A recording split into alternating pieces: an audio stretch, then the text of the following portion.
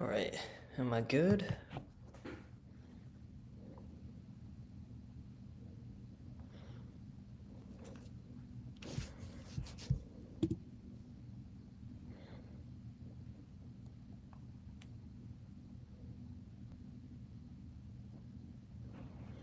All right, I think I'm good.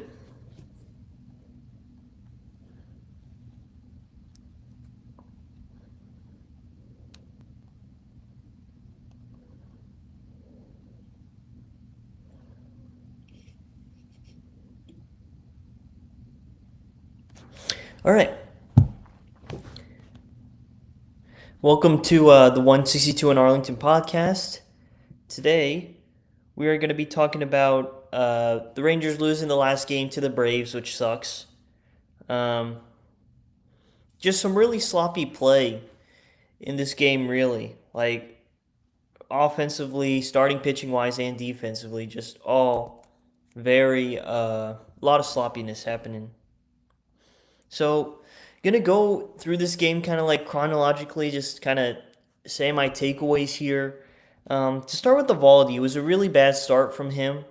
I feel like we got, yeah, sorry.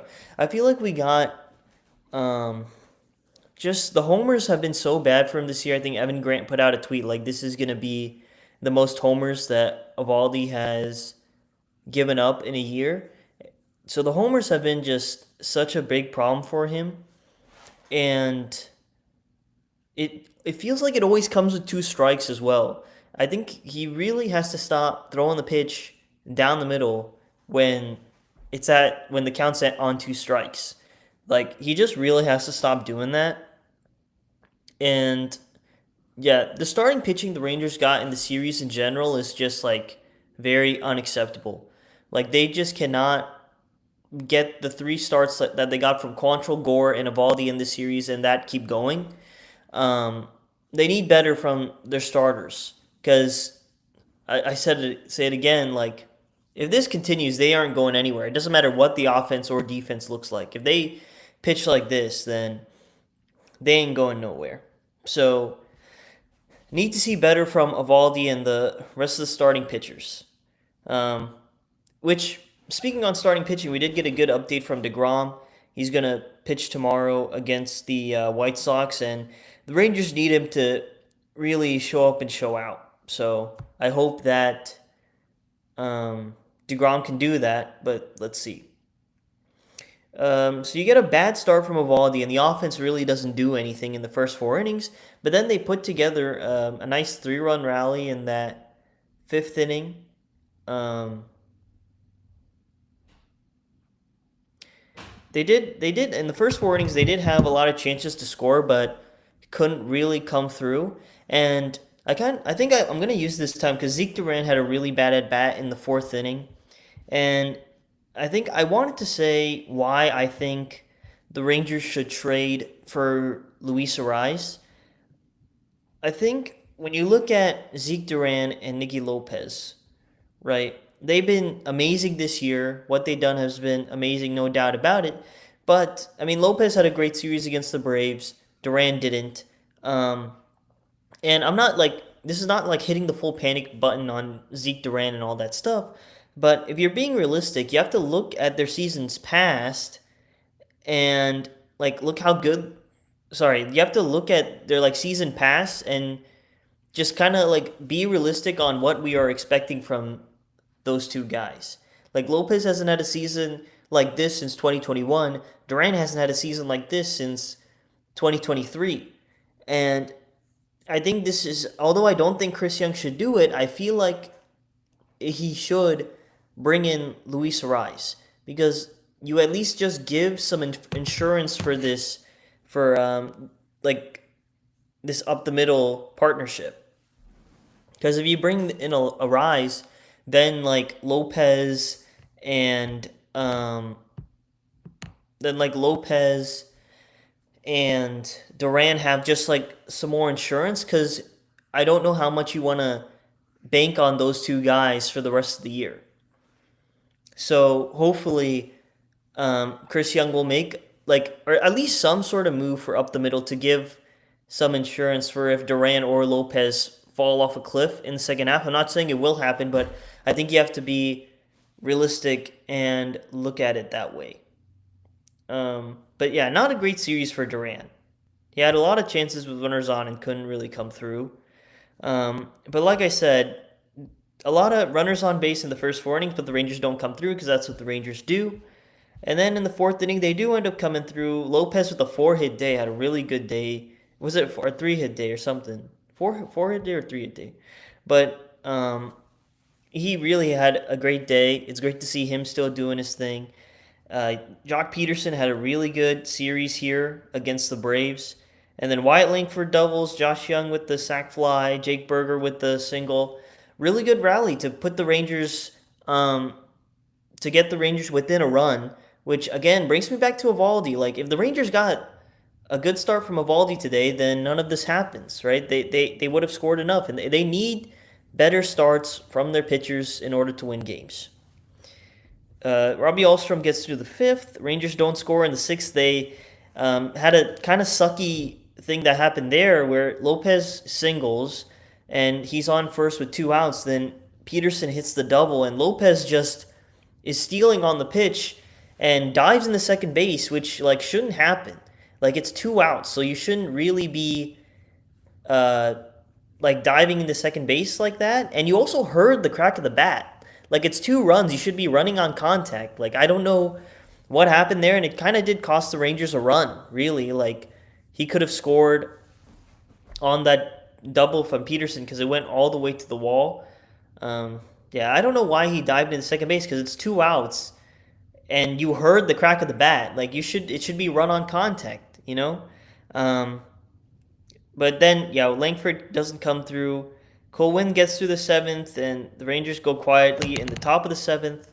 And then the bottom of the seventh is where things really started to unravel, which sucks because if it didn't happen, then the Rangers might have a chance to win this game.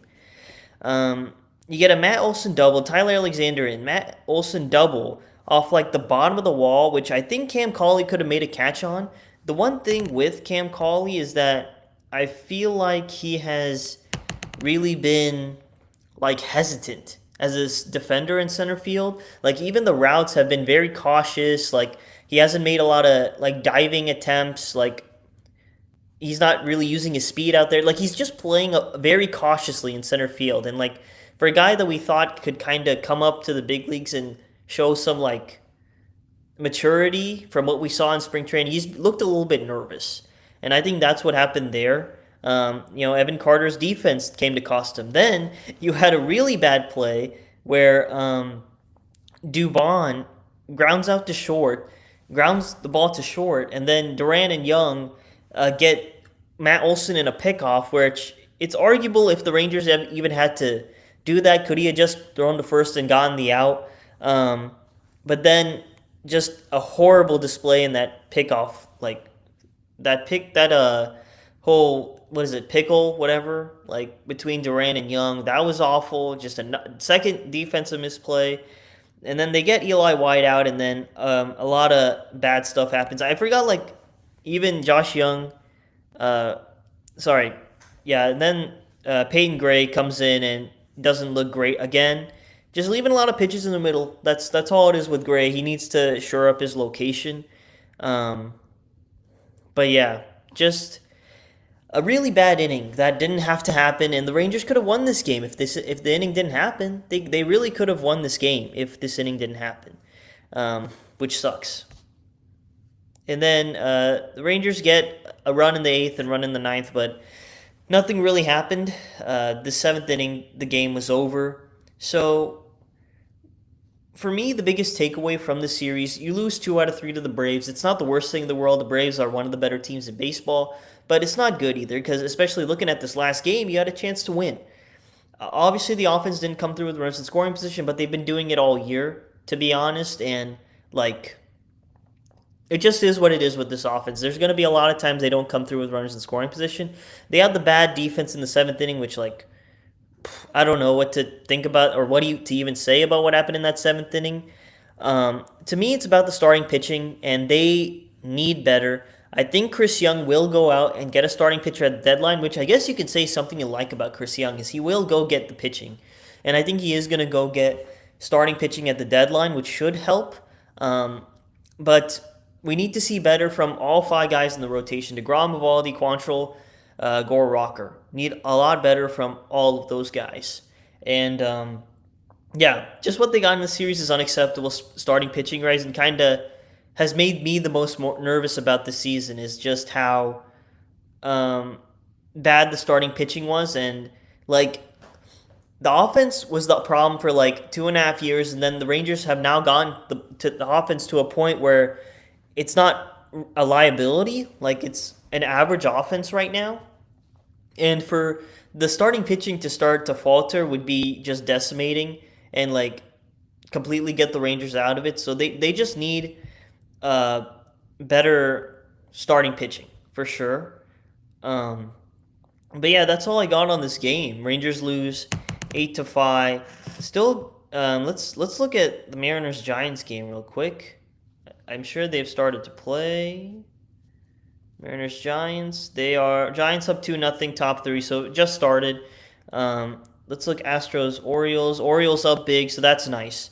You just gotta hope that the Rangers can get lucky and the Giants can beat um, the Giants can take 2 out of 3 from the Mariners, so the Mariners will still be a game and a half back, but we'll see what happens there.